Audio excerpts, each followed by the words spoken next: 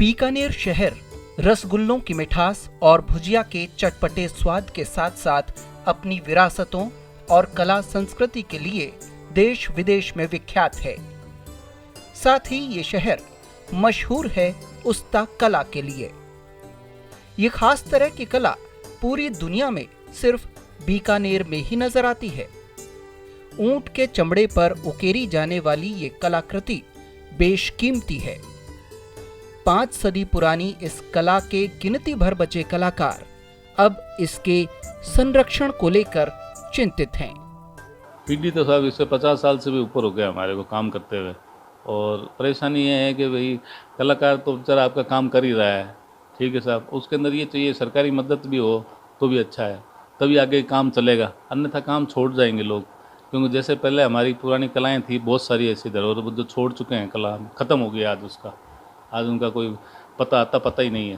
वो खाली किताबों के अंदर है या सुनने में आती है कि भाई ऐसी कला। सरकार से मदद किस तरह से चाहते हैं आप? सरकार से मदद ऐसी होनी चाहिए भाई, सरकार उनको जगह दे बेचने के लिए, पहले फार्म ऐसा हो, और सरकारी माध्यम से करे या सरकार उनको प्राइवेट माध्यम से करवाए, कोई कंपनी से करवाए, ठीक है। नहीं तो उनको एग्जीबिशन बड़े लेवल के ऊपर एग्जीबिशन उनको दे कि साहब यहाँ में एग्जीबिशन लगनी चाहिए, तो कलाकार खुद आपका सामान बेचे वहाँ डायरेक्ट उन तक।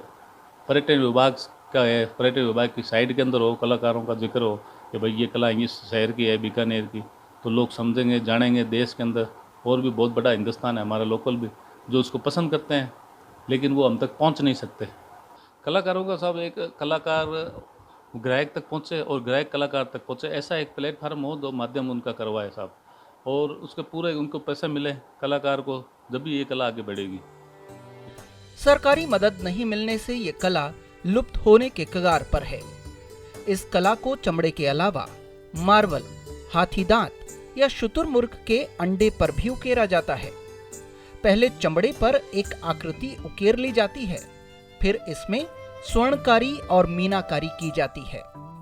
जाहिर है कि ये कला इतनी महंगी है कि आम आदमी की पहुंच में नहीं आ सकती। इसलिए खरीदार और कलाकार का गैप कम करने की दरकार है। उस्ता कारीगर सज्जाद हुसैन इस कला का इतिहास बताते हुए इसके संरक्षण की मांग कर रहे हैं।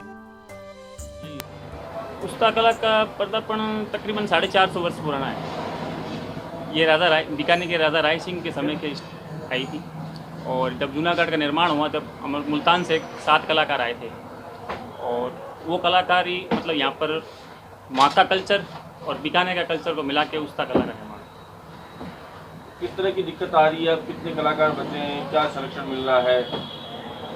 तकरीबन 10 से 15 के बीच में कलाकार हैं जो मुख्य कलाकार जो हैं, और संरक्षण की बात की जाए तो अभी लेटेस्ट विकौशल जो योजना है भारत सरकार की, उसमें इसको शामिल किया गया है।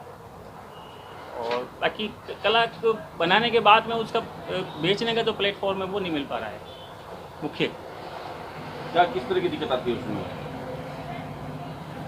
दिक्कत ये देखो, कोई भी सामान बनाने के बाद में क्या है कि वो सामान को बेचने की सेलिंग की एक तो प्लेटफॉर्म चाहिए हमारे को, ताकि आराम से बिक जाए।